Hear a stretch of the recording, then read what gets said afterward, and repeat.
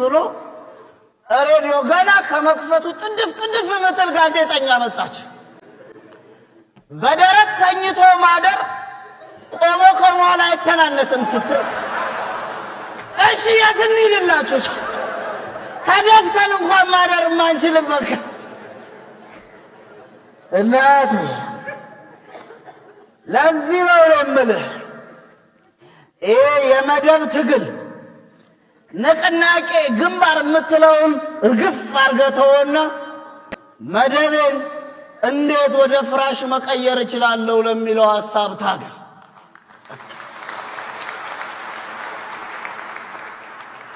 ለግሌ ታገል።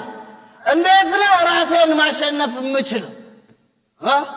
እንዴት ነው ከኪዜ ጋር ከፍ ዝቅ ከሚለው ስሜቴ ጋር መታገል የምችለው? እንዴት ነው ከልቤ ጋር መታገል የሚችለውን እሱ ላይ ታገል። ከዛስ ራስን ታግለ ማሸነፍ ከቻልክ የጋራ ትግልህን መፍጠር ትችላለህ። ራስን ስታሸንፍ ነው ቅዱስም ጻድቅም መባል የምትችለው። ዓለማዊ ሞንክ መንፈሳዊ የጋራ ትግል ኖሮን የጋራ ድል የሌለን ለምን ይመስላል? በጋራ የምንቆምበት ህልም ስለሌለን ነው። ስለዚህ ለመደቤ ከመታገል እታገላለሁ ከምትል መደቤን እንዴት ወደ ፍራሽ በል። ከዛ ስለ እንቅልፍህ ስለ ህልም ማውራት ትችላለህ። ቀላል ነው። ሌላ ነገር አትጠይቅ። እኛ እኮ ስልጣን እኮ አይደለም የጠየቅን። ወጥተን እንግባ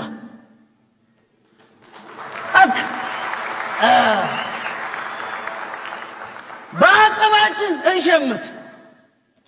ግዴታችንን እናከብራለን፣ መብቶቻችን ይከበሩ። እንደ ዜጋ ከመቆጠር ባለፈ እንደ ሰው እንከበር ብለህ ጠይቅ። ለግል መታገል ማለት ይሄ ቅደም ተከተል የሌለ ስልታቸውን ይዘው መጥተው ታገልልኝ ሲሉ ጠይቃቸው። ታጋይ ነኝ የምትል ከሆነ ራብን ታገል። ጀግና ነኝ የምትል ከሆነ ስራ አጥነትን ታገል። እችላለሁ የምትል ከሆነ ሰላማችንን ታገል በል። ያን ጊዜ መለስልህ መስሏል? አይችልማ። የነ ሻምበል ቢል እንዴት መሰለ? ጥያቄው ሲከብዳቸው በሚችሉት ቋንቋና በሚችሉት አሰራር ነው የሚመልሱልህ። እንዴት መሰለ? አንድ አስተማሪ የትምህርት ቤት ዝውውር ጠይቆ ለመስሪያ ቤቱ መልስ ሰጠ። በቃ ደብዳቤ ብቻ ማመላለስ ሆነበትና ሲመረው ወደ ከፍተኛ አካል ብሎ ወደ ወረዳው አስተዳዳሪ ጋር ሄደ። ወረዳው አስተዳዳሪ ጋር ደብዳቤውን ይዞ ይሄው ብዙ ጊዜ መስሪያ ቤቱ ተመላለሱ ግን መልስ አልተሰጠኝም አላቸው። እናቴ ደብዳቤውን አላነበቡትም። የወረዳው አስተዳዳሪ ከስር እቅፍ አረጉና ፈርመው የፈለገው አይን ቦታ ይሰጠው።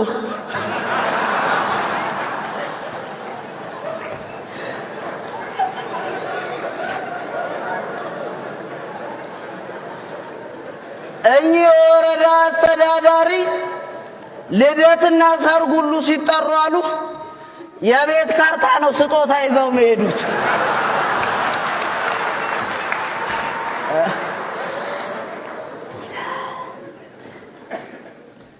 ለራስና መደብን እንዴት ወደ ፍራሽነት መቀየር እችላለሁ ለሚለው ከታገልክ ዛሬ ላይ ቆመ ነገን መስራት ትችላለህ።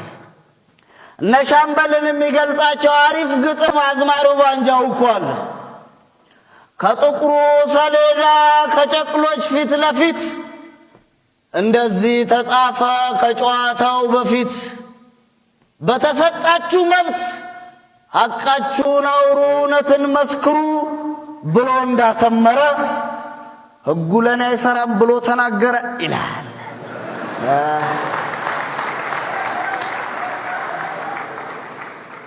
እና ቀደም ተከላተላቸውን ስለማያውቁ እኮ ነው ከእንቅልፍ በፊት ህልም ፈቹን የሚያዘጋጁልን።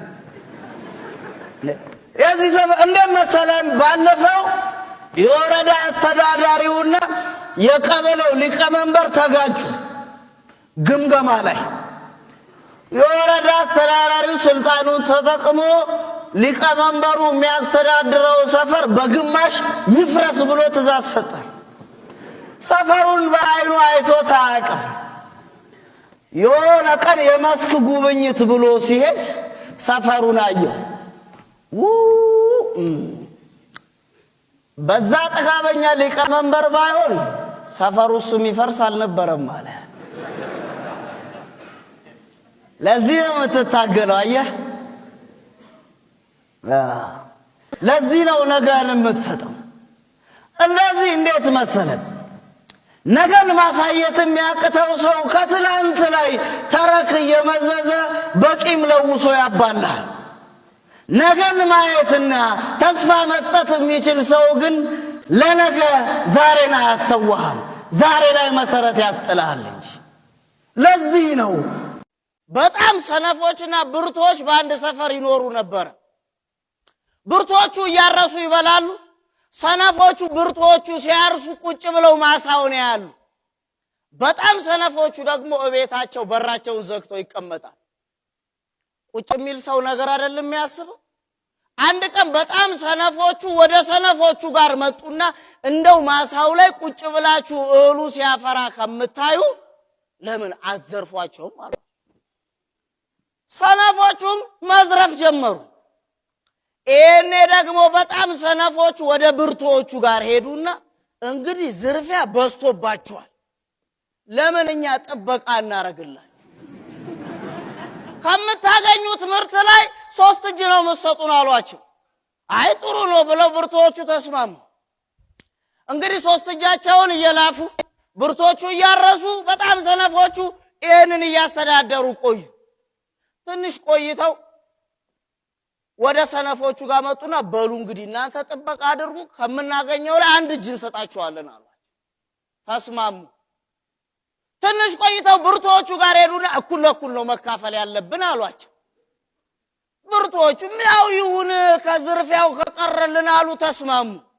ትንሽ ቆይተው በጣም ጥበቃውን በአግባቡ እያካሄድን ስለሆነ እኛ 3/4 ይገባናል፣ እናንተ 1/4 ይበቃችኋል አሏቸው ብርቶቹ።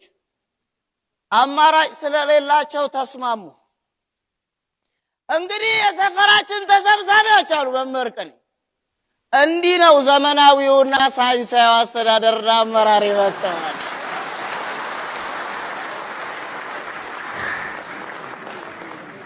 ይህንን ብለው ቀጥ ብለው ስብሰባውን ጥለው ወጡ። እናቴ ሻምበል ከመድረክ ላይ ማለት ነው ስታዩት አፍ የፈታበትን ቀን ሁሉ ረግሟል። ለዚህ እኮ ነው አዝማሪው ባንጃው አሸበርኩ ብሎ ያለወጉ ሲያምስ ያለው እኮ እንዳይዋጥ ነገር ከምላስ ካለፈ ተይዞ አይመለስ ያለው። አቃቸው መምህር ቅኔ ቀላል ሰው መስለውታል። አንድ ጊዜ መምህር ቅኔ እኔም ብሏት መምህር ቅኔ ለምንድን ነው መንግስት ፀሐይ መንግስት የሚባለው? እና በሚዲያዎቹና ደግሞ እኛንም ፀሐዩ መንግስታችን የሚያስብለው ለምንድን ነው አልኳቸው። ደስታ አስመላሽ ምንድነው ጥፋቱ? ልክ እኮ ነው አሉ። እንዴት ስላችሁ ይኸውልህ መንግስት እንደ ፀሐይ ስትርቀው ብርሃን ይመስላል፣ ስትቀርበው ያቃጥላል።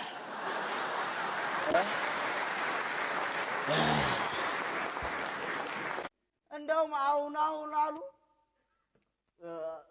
እና ሻምበል መሬት እንደ አጥማጃሉ በመንጠቆ ነው የሚይዙት አሉ።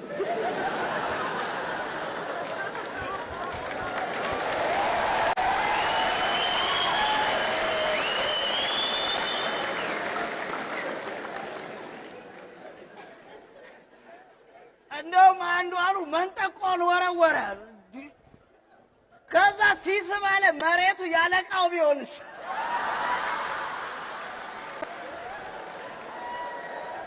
ድንግጥ ብሎ ከነ መንጠቆ ድንግጥ ብሎ ጌታዬ ጌታዬ የእርሶ ነው እንዴ? ላቀርብሎት ብዬ እኮ ነው።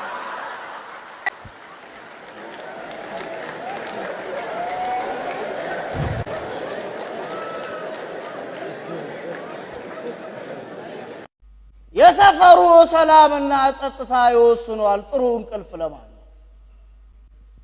ለዛ ነው ሻምበል ህልም አየሁ ሲል ሁላችንም የደነገጥነው። የፍራሽ ግፍ ደግሞ እንደዚህ በቀላሉ የሚለቅ አይደለም። አንድ የሰፈር ጎረምሳ ነበር።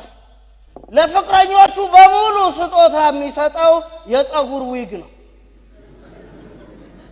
እስቲ አዲስ ፍራሽ ስራልኝ ብሎ መጣ። ሲጣሉት የወረወሩትን ዊግ ሰብስቤ ፍራሽ ሰፍቼ ሰጠሁት። ይኸው እስከ ዛሬ ድረስ ጥሩ እንቅልፍ ተኝቶ አያውቅም። ለምን? የሴቶቹ ግፍ በፀጉራቸው በኩል እየኮሰኮሰውና ጠረናቸው ተደባልቆ እንቅልፍ አሳጥቶታል። ሌላኛው ደግሞ ጉደኛለን ታው እያልኩት እረፍ እያልኩት በሞተች ሚስቱ ልብስ ፍራሽ አሰፋ። ነግሬው ነው። ይኸው አሁን 5ኛ ሚስት ላይ ደርሶ ምንም ነገሩን አታወሳስ። እንደ ሻምበል ምኞትን ልምቅሸትን ሐሳብ አታድርግ። ጥሩ እንቅልፍ መተኛት ትፈልጋለህ? እንግዲህ ህሊና እረፍትም አይነሳን ስራ በቃ።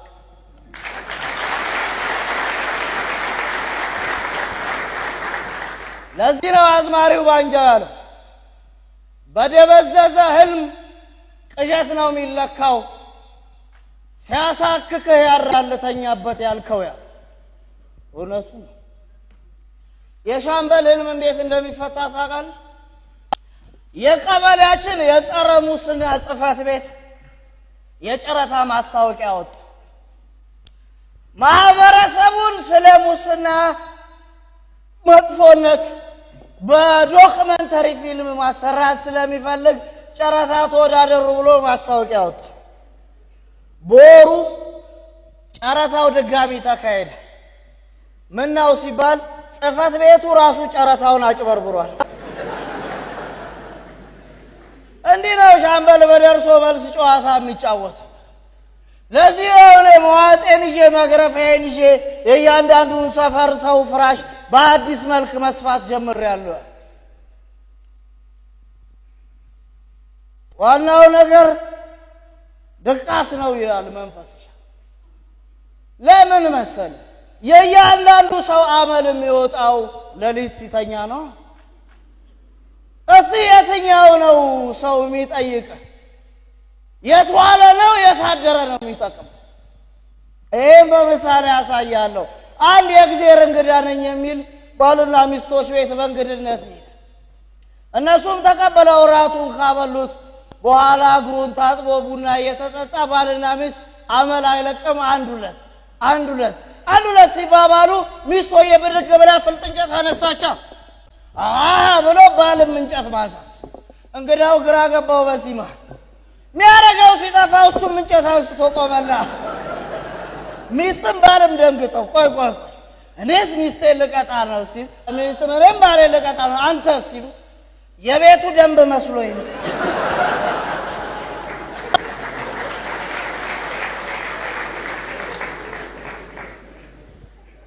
ጸብ ደንባችን ሆኗል አይደል? አንዱ ደግሞ አለል የጥጥ ፍራሽ እኮ ነው መጀመሪያ ሳፍቼ የሰጠው። እንዴት ቢተኛበት ነው ፈትሎ አመጣው። ያንዳንድ ሰው እኮ የህሊና ቁስል እኮ ማገላበጥ ብቻ መስሏል እንዴ? እንቅልፍ ማሳጣት መስሏል እንዴ? ያንዳንድ ሰው ክፋት ለፍራሹ ሁሉ እኮ ነው የማይመለስ። ደሞ ግዛኝ ብሎ ይመጣል። ሰው እንዴት በህመሙና በበሽታው ላይ ይሳለቅ? ባልየው ለዋዜማ ለሚስቱ 5 ኪሎ ሙዝ ይዞላት መጣ። ሚስት ደረቀጠቻ እንዴ ጎበዝ ምን ላረገው ነው ስትለው ቅቤ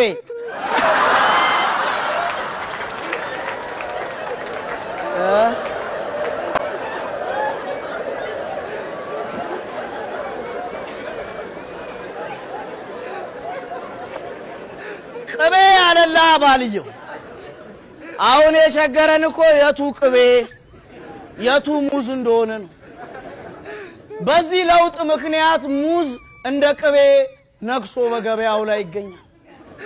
እዚህ ሀገር ላይ ያስቸገረው ለሀገሪቷ የሚያስብላትና የሚያሳስባትን አካላት መለየት ነው።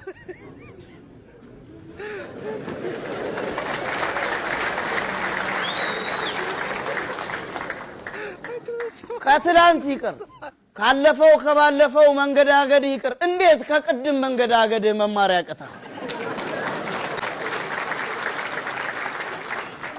ግራ የገባው ነገር እኮ መንገዳገዳችንን በሁለት ምሳሌ አስረዳለሁ። ሕፃን ልጅ ጎረቤት ይላካል፣ እናት ትልኳለች፣ ከጎረቤት እሳት ይዘና ትለዋለች። ልጅም ሄዶ ጎረቤት እማዬ እሳት ብላለች አሉ። ጎረቤት ደንግጠው ጠየቁ፣ እንዴ እሳት ደግሞ ምን ሊሰራላችሁ ሲባል ልጅ ጎመን ልንሰራ እትዬ አላቸው። አባት አለ እንዴ? አየለም ሞቷል። እናት ስራ አላት እንዴ? አየላት። ታዲያ ጎመን ከየት አመጣችሁ? ያው ከጎረቤት ላይ ተበድረን ነው አለ ልጁ። ከየት አምጥታችሁ ልትከፍሉ ሲባል ያው እየተበደርን ነው። አያረን እንዴት እየተንገራገድን እየኖርን እያለን እኛ እንደዚህ በዓሉን እንደ ህዝባዊ በዓል በስብሰባና በልባችን አስበነው እየዋልን አንተ በውስኪ ስትራጭ ልክ የሚሆን ይመስላል? እሳቱን ለጎመን ሳይሆን ለጥፋት እንደምንበደረው በምን እርግጠኛ ሆንክ? አንተ እንደ ሳር ፍራሽ ለሳት ቅርብ የሆንክ ህዝብ ሆይ ኃጢአትህን አታብዛ። ኃጢአት እንደ ድሮ በልጅ ልጅ ይደርሳል ቀርቷል። አሁን እጅ በእጁ ነው።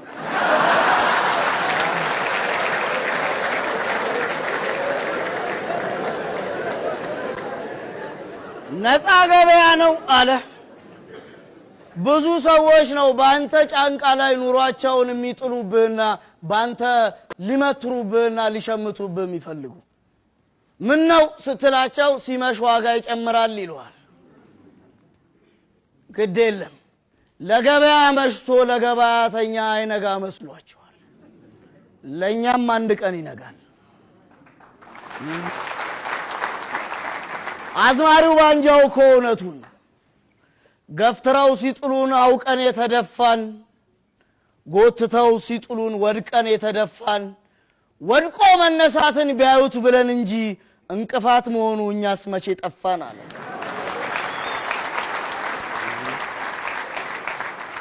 ነፃ ገበያ ነው አለ። ለካማ አግኝታችኋል፣ ተጠቋቆሙብን። መጠቋቆማችን እንዴት እንደሆነ ላሳይህ እንዴ። ያኔ ዩኒቨርሲቲዎች መማሪያ በነበሩ ጊዜ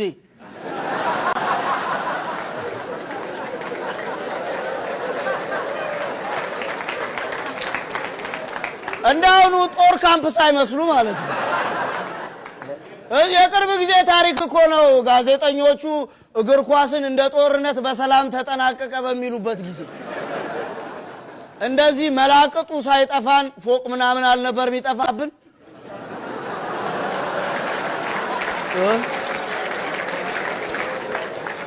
አንድ ዩኒቨርሲቲ ውስጥ አንድ ፎቅ ጠፋል። ፕሬዝዳንቱ መጣ፣ ጥበቃዎቹን ሰበሰበ። ጎበዝ ምን እየተካሄደ ነው? ፎቁ የት አለ አላቸው። የጥበቃው ኃላፊ ምን ቢል ጥሩ ነው? ጎበዝ እንዴ እኔ ማታ አስረክቤ ነው የወጣሁት። ተጠቋቋሙብን እንደዚህ። ሁሉ ጊዜ መንገዳገዳችን ምክንያት ኮርጀንም ዜሮ ስለምናገኝ ነው። ተምሮ እንዳልተማረ መሆን፣ በነፃ ገበያ ሁሌ መገመት። ነፃ ገበያ ነው ከፈለክ ግዛ ካልፈለክ ሂድ አለው።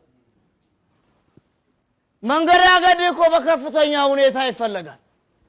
ምነካ በመገዳገድ ምክንያት ለመንገዱ በጀት ይጸድቃል። አንተ መንገዳገድን ሳትለውጥ የበጀት አርቃቂዎቹ ህይወት ይለወጣል።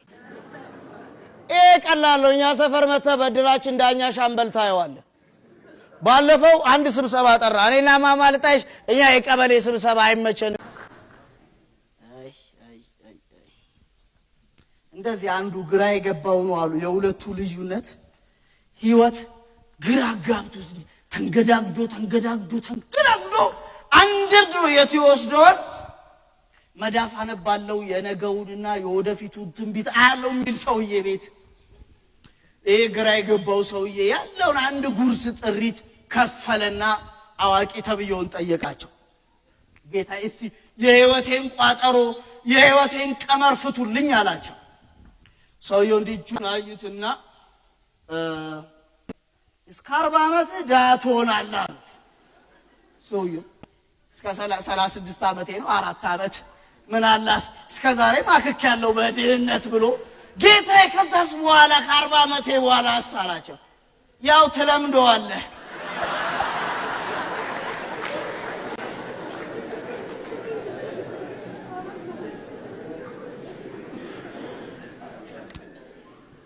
የቀመሩና የተግባሩ ልዩነት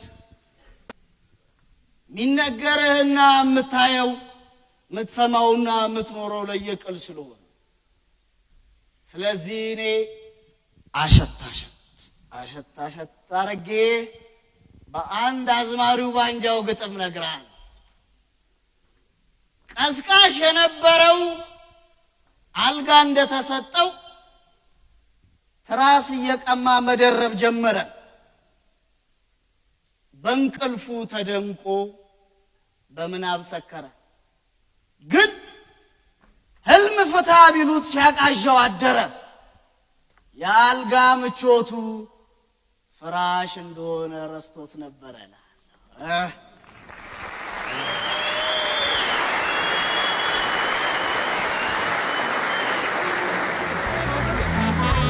መጠርጠር የነበረብን እኮ ገና የጀበና ቡና ጎዳና ላይ ሲወጣ ነበር። ሐሜትና አደባባያችን እኮ ነው መንገድ ላይ ወጣ። ታዲያ ጣቢያውም እሱን ሐሜት እየለቀመ አይደል የመንደር ወሬና ሐሜት የሚያቀበለን።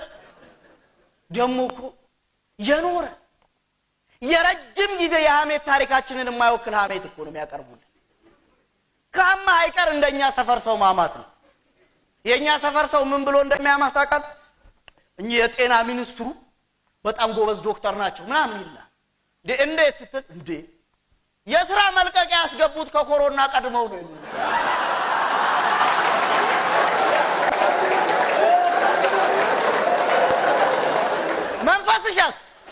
መንፈስሽ አንዱ ጋር ደውላ የት ነህ ስትለው ምን አዲስ ግን መኪና ገዝቼ እኮ ገራጅ እያስመረመርኩ ነው 3 ሲለው እንዴ ኮሮና ነው የገዛው ያለ። ታዲያስ በሚዲያ ከቀረብክ አይቀር እንደዚህ እንደኛ ሰፈር ሰው በደንብ ማማት ነው። የሰላም ሩጫ ሚል ማስታወቂያ ስትሰማ ደግሞ ከማን ታንሳለህ? አንተም ትንተናን ትጀምራለህ። እኛ ሩጫውና አሯሯጡ ማሽጠፋብን የሚያሯሩጡን ያዙልን ያለ።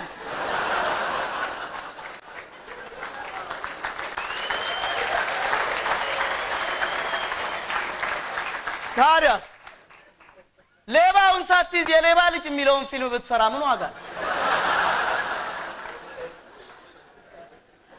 ካማ አይቀር እንደዚህ እንደኛ ሰፈር ሰው ማማት ነው። የባህል መስሪያ ቤቱም እኮ ሊቆጣጠር ግድ ይሏል።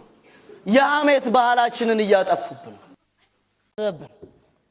አንዱ የደስታ ጥግ የጀመርከውን ነገር መጨረስ ነው ሲሉት ባንክ ያለውን ብር አውጥቶ ጠጣበት።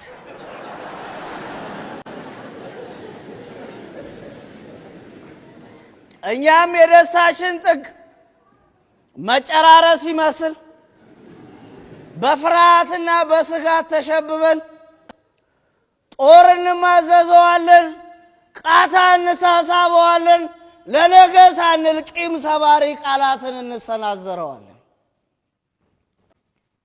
የደስታችን ጥግ ሁሉ ምቀኝነት፣ እንቅልፍ ሳይኖር የሰው ህልምን መቀማት፣ ሲመች መጣል ሳይመች ማጣጣል። አንዱ ለአንተ ትልቁ የደስታ ጥግ ምንድነው ሲባል ረጅም ሰልፍ ተሰልፈህ ልክ አንተ ጋር ደርሶ ካንተ በኋላ ያሉ ሰዎች ተመለሱ ሲባላል። ከበደ ያለፈው 2 ዓመት ካለፈው 27 ዓመት ከበደ አለ። የድሩ ዳኛ ቅስቀሳውን ሲሰራ እኮ ነው ወዶ መስሎሃል እንዴ? እኛ የከበደን ግን ከለውጡ በላይ የነሱ መለዋወጥ። እዚህ ሰፈር ብቻ ነው በአንዴ ዳኛም መርማሪም መሆን የሚቻለው። አባራሪም ተባራሪም ለመሆን መሞከር ማን ሊያዝ? እዚህ ሰፈር ብቻ ነው አንድ ሰው ተቋም መሆን የሚችለው። ተቋምም ወደ ታች ወርዶ ከአንድ ሰው ጋር መፎካከር የሚችለው።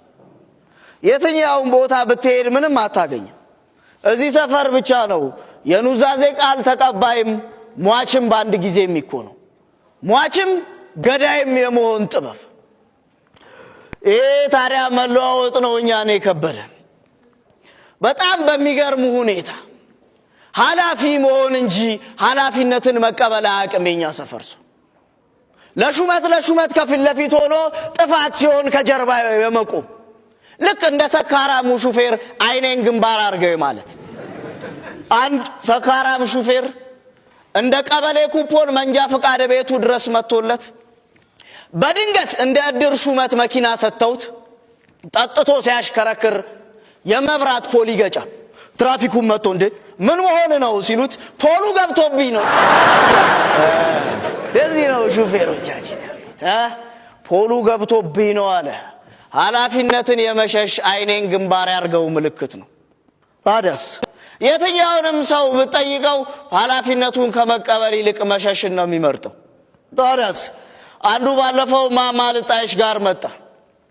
ፎርም ይዞ ፎርማል ባልሆነ መልኩ ማማልጣሽ ጋር መጣና ለመንገድ ማሰሪያ መዋጮ አዋጡና የበኩሎትን ድርሻ ይወጡ አላቸው። ማማልጣሽ ፈገግ አሉና እኔ ምን መንገዱ እንደሆነ ተሰርቶ አልቋል ነው ወይስ መዋጮ ላንተ ያብት መንገድ ነው? አዲስ እንደዚህ አይነት አለ ደግሞ የሾርኔ አለቃ ከማማልጣሽ የባሰ መኪና እየነዳ መንገድ ተዘጋግቶ ቆሟል መብራት ይዞት። ከኋላ ያለው መኪና በክላክስ እረፍት ነሷ ጡጡ ሲበስበት ወጣ ብሎ ሲያየው የባለ ጥሩምባው መኪና ታርጋ ቁጥር የመንግስት ነው። ፈገግ ብሎልህ ስማ ወንድሜ እኔ እንዳንተ መኪና ተሰጥቶኝ አይደለም ገዝቼ ነው አለው። ከመኪናው ጎን ላይ የቅድና ትራንስፎርሜሽኑን ለማስተግበር በድጋፍ የተሰጠ ይላል መኪናው።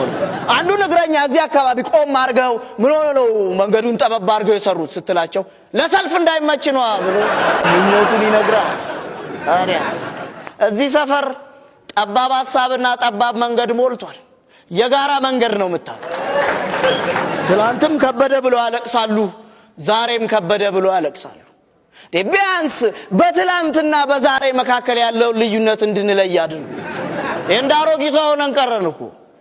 አንድ አሮጊት አይናቸው የጠፋው ራስ ተፈሪ መኮንን አልጋው ራሽ እያሉ እኚህ ሴትዮ ራስ ተፈሪ ኃይለ ሥላሴ ተብለው እንኳን የሚመሉት ተፈሪ ሙት እያሉ እኚህ ሴትዮ ራስ ተፈሪ ኃይለ ሥላሴ ተብለው መንገሳቸውን አልሰሙም ወይ መረጃ የላቸውም፣ አሊያም ንግስናቸውን አምነው መቀበል አቅቷቸዋል።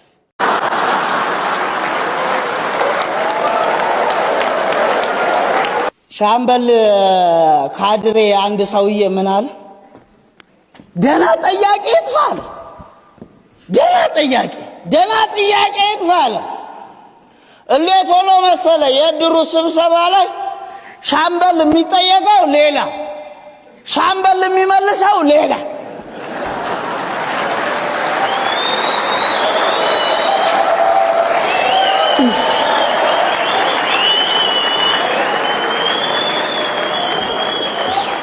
መደገፉ እኮ ነው በሱ ቤት። ደና ጥያቄ ይጥፋል። እናቴ እዚህ ሰፈርማ ብዙ ጥያቄ ነበር፣ የትላንት የዛሬ የነገ አጠያየቅና ጠያቂ ጠፍቶ መልስ የሰርግ ድግስ ሆኖ ቀረ እንጂ ጥያቄማ ነበር።